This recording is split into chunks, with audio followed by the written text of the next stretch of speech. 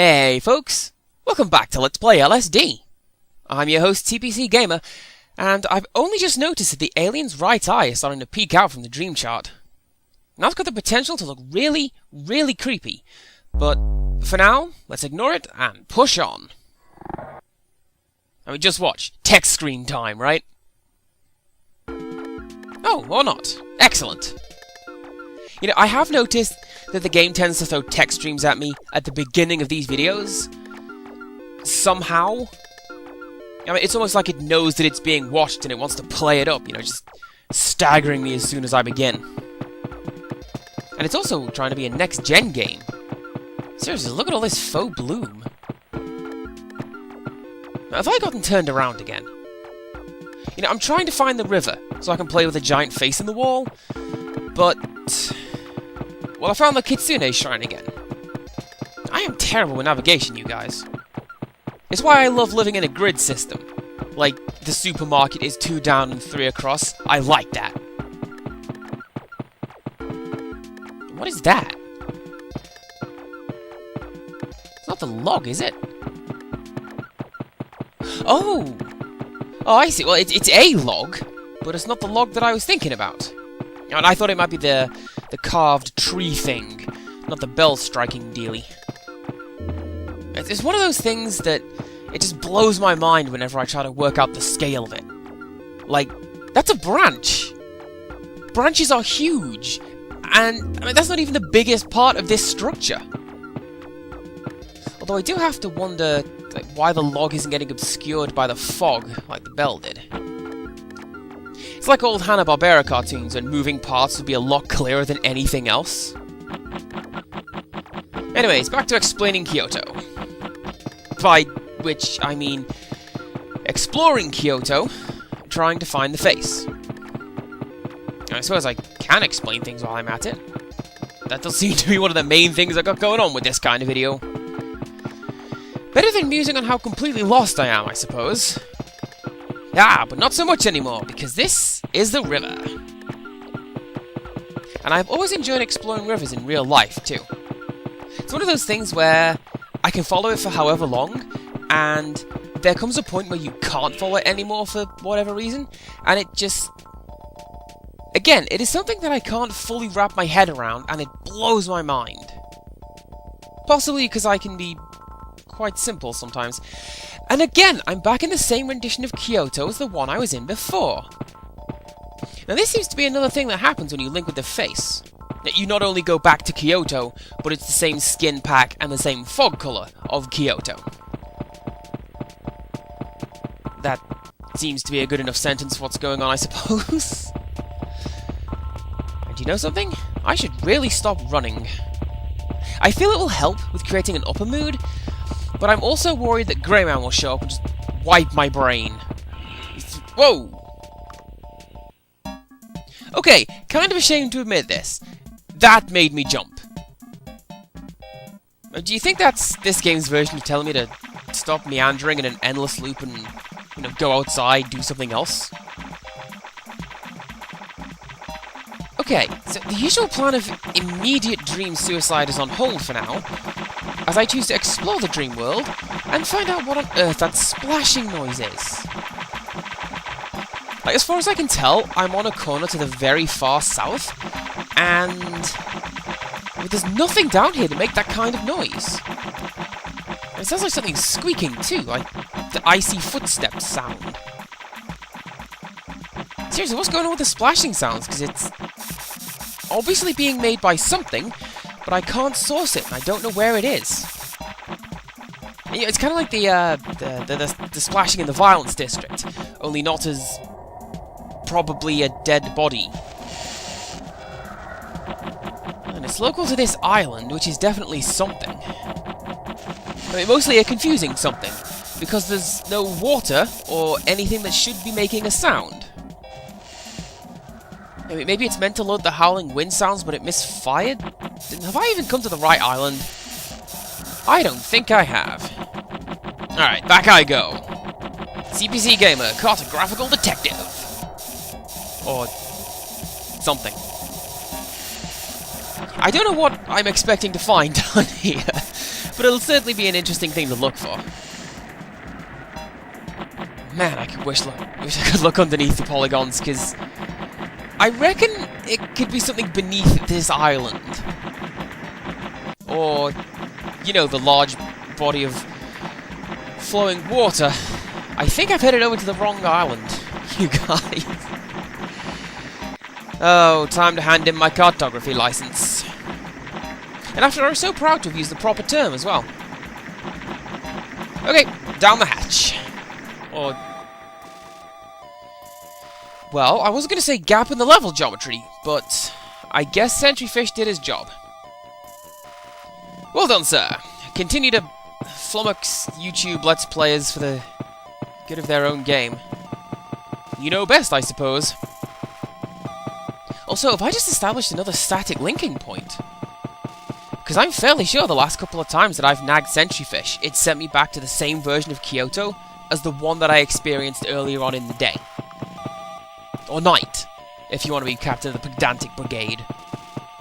Or the Pedantic Association, to give it its proper title. And I'm going to go link with that head again.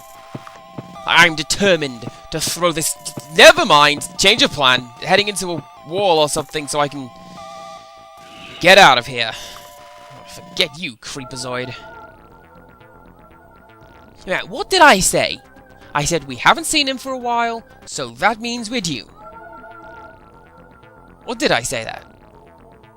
I certainly meant to say that, if nothing else. You know, I am going to tinker around with these UFOs. Like, I want to see if you can link with them.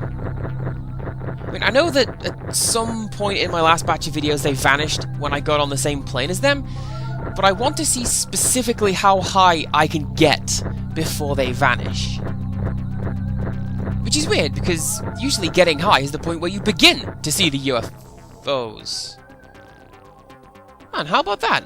Looks like more of a distance thing than a height one. This would make some kind of sense.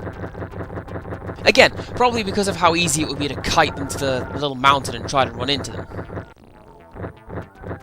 Which doesn't make sense if you think about it, because there are plenty of things in this game that don't have linking data associated with them, and the game just treats them as items without clipping issues. I mean, the King and Queen are a very good example in Happy Town. You can just walk right through them. And how are you doing, Crystal? You want to do something today? What, a Fate of Black? I've never seen that one before. You know, I was going to say, I don't think the crystal is scripted with any kind of behavior. It just looks majestic and colourful, but... do you know what? That is a new one to me. I think I'm going to go and find the Tengu. Link with them. If I can. I mean, I know I've tried before and been less than successful, but hopefully this time will be better if I can just get my bearings. Or remember where they spawn, which is apparently in this direction. Again, I'm glad I have headphones on for this one. I mean, I've heard some pretty neat music, and now I'm using echolocation to find where I'm meant to be going. Aha! Now they're getting closer. Maybe I should do that thing where I stand still and let them come to me. He says as he runs down the street to find them. You know, I wonder if I should name these streets just to help me find my way around. Probably wouldn't help, given how sporadically I play the game for you guys, but it's a nice little exercise. Thank you for spawning me in the ceiling, game. That is precisely what I wanted to have happen. And I love how unsubtle you are about it too, just... nope, pop, back down to the floor you go. And I was so busy thinking about that I ran in the wrong direction. Back this way! I want to see what happens when the room falls apart this time. I mean, I don't know why, but it's a lovely animation, and it feels very freeing and very summery, if that makes sense. Oh, back I go. You know, I have to wonder, does the game make me take a few steps forward after it's done throwing me back? Or is that kind of like some kind of optical illusion? I might have to watch that slowed down in post-production to check it out. Hey, me, if you're paying attention at this point, just drop in a little annotation to see what happens, okay? Okay. Well, that's weird, the room came back. I completely missed when that happened. And away we go! You know, I've never had a flying dream. Which is weird, because that's one of the things that seems to come up a lot when people discuss this kind of thing. Oh! Yeah, like that. I just fall to the floor and wake up. I didn't even spawn on walkable land there. The game just put me on top of a pit and dropped me. Got me a new square, though, so can't be all that bad, I suppose. You know, it'd be interesting if the dream chart spelled something out, and like you had to uncover the secret message. Like, they do something very similar in Jet Set Radio 2, I think. All the unlockable art tiles spell a message. Which is something imaginative like Jet Set Radio 2. In any case, I'm in Kyoto. I'm gonna be a cool guy and not run headlong into the Kitsune Shrine or whatever. I'm gonna explore or something else. Hello there, jaunty ox. That's your name. Now, what is that you have stamped on your chest? I don't know. Oh, and it doesn't matter because it made me Link. And now I am reminded of how I used to develop characters when I was in high school. Adjective, adjective, animal. Because I was a comedic genius that could not be contained during my technical drawing lessons.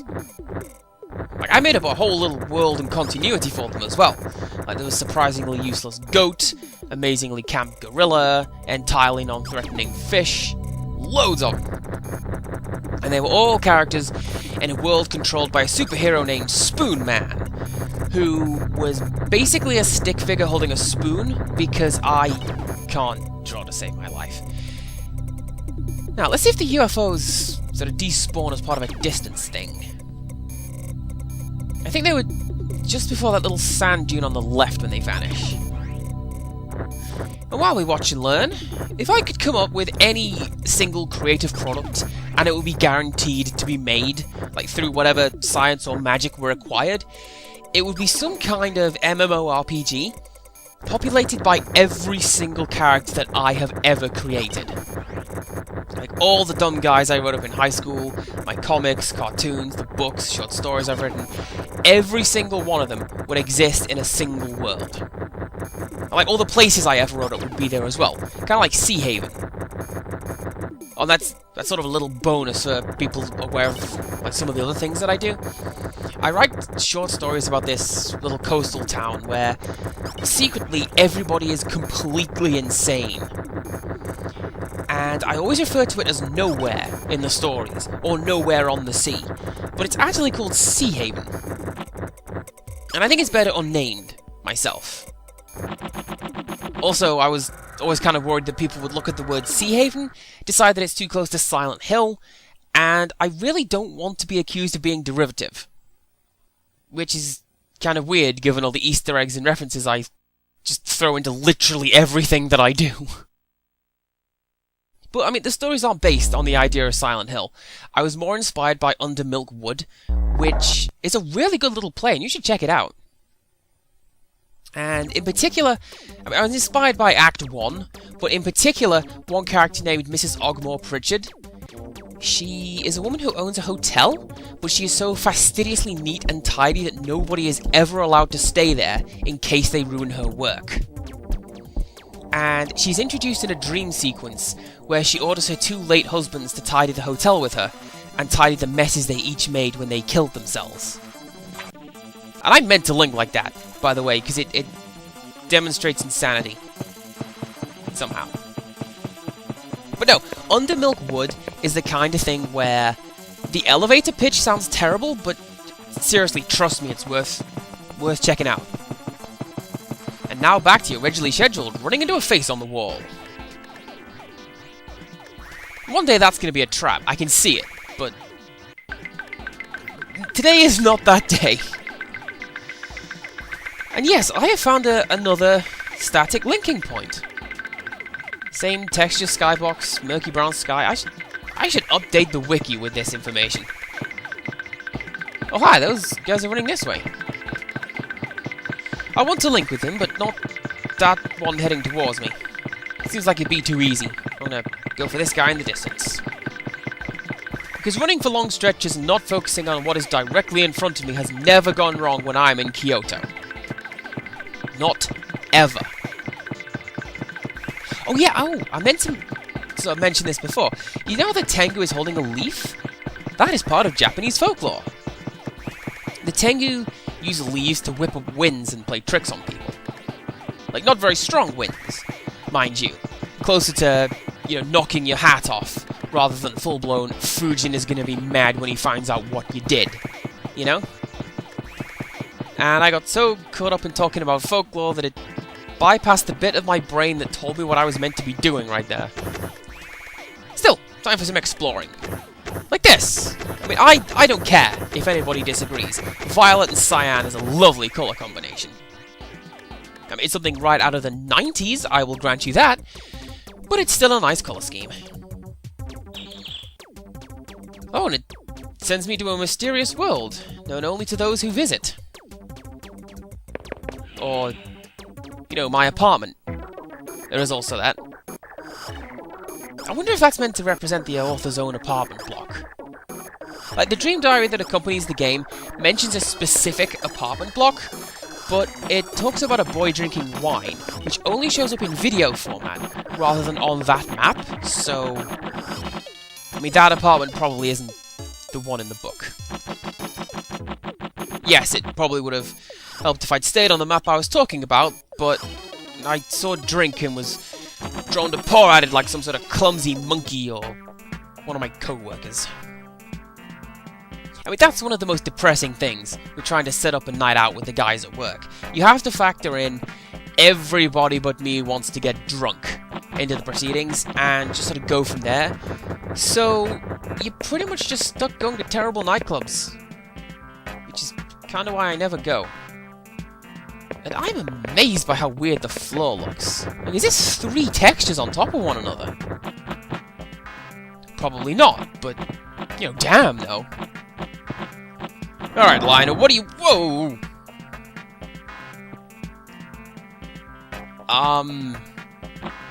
Okay, oh, there it is.